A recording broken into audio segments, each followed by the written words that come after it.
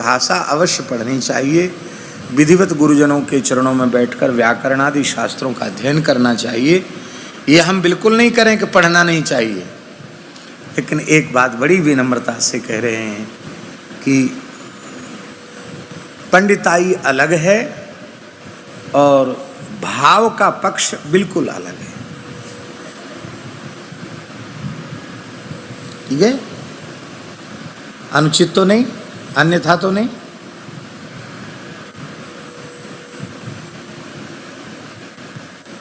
आपके किसी सामान्य अर्थ से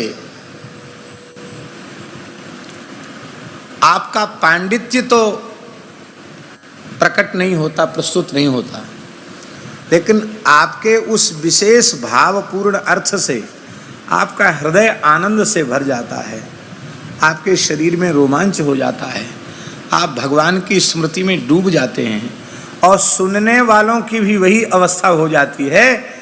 तो भाव के पक्ष से आपने जो कुछ कहा है वह ठीक है, इसलिए ठीक है क्योंकि भावग्राही जनार्दन, भगवान भावग्राही। हमारे पूज्य धर्म संघ वाले गुरु जी सुनाते थे कि एक भोले भाले पंडित जी थे गाँवड़े के, और पढ़े लिखे नहीं थे ज़्यादा, पर उनकी भगवती दुर्गा के प्रति बड़ी अनन्य भक्ति थी।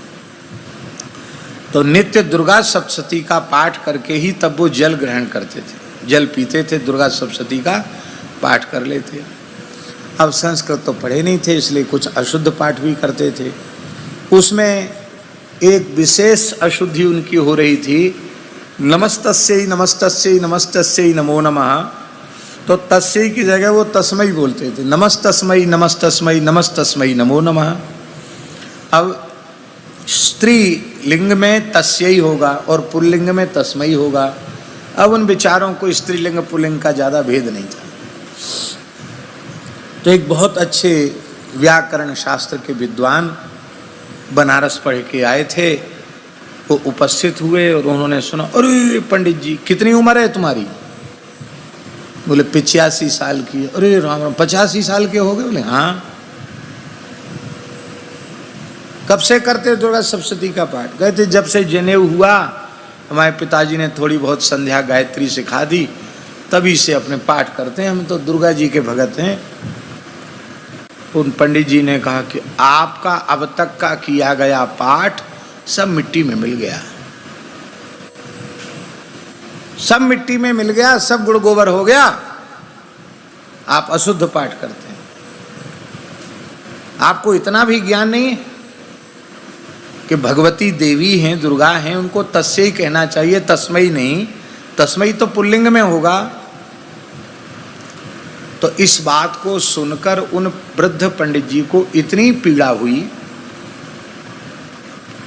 बेहोश होके गिर गए वो। इस बात को सुनकर उन्हें इतना कष्ट हुआ, वो मूर्छित होके गिर गए। उनको लगा कि अरे बचपन से लेके इतनी उम्र, बुढ़ापा आ गया, मरने के दिन आ गए, अब तक का किया गया पाठ इतना बड़ा प्रामाणिक विद्वान कहता सब बेकार हो गया। मेरा तो इतना धक्का लगा, बेहोश हो गए वो। गुरुजी कहते थे, धर्म संघ वाले गुरुजी के भगवती को सहन नहीं हुआ, भगवती प्रकट हो गई। प्रकट हो गए, भगवती ने कहा नहीं, मुझसे तुम्हारी हिम्मत हो तो हमसे शास्त्रार्थ करो। भगवती ने ताल ठोक दिया। अब भगवती से कौन भला शास्त्रार्थ कर सकता है, हैं? विद्या समस्तास्तवदे विभेदा स्त्रिय समस्ता सकला जगत्सु त्वयि कया पूरित मुंबई तत्काते स्तुति स्तव्य परा परोक्ति। वो साक्षात ज्ञान की विद्या की अधिष्ठात्री भगवती, उनसे कौन शास्त्रार्थ कर सकता है? तुमने कैसे कह दिया ये गलत है? कांपते हुए पंडित जी ने कहा, भगवती क्षमा करें, हमने तो जैसा पढ़ा था तस्मै नहीं बनता है, तस्मै बनता है स्त्रीलिंग में, इसलिए मैंने कह दिया। नहीं, कौन कहता मैं स्त्री हूं? प्रत्येक विषय में वेद परम प्रमाण है और उपनिषद में मैं स्वयं अपने तत्व का उपदेश कर रही हूं देवताओं को।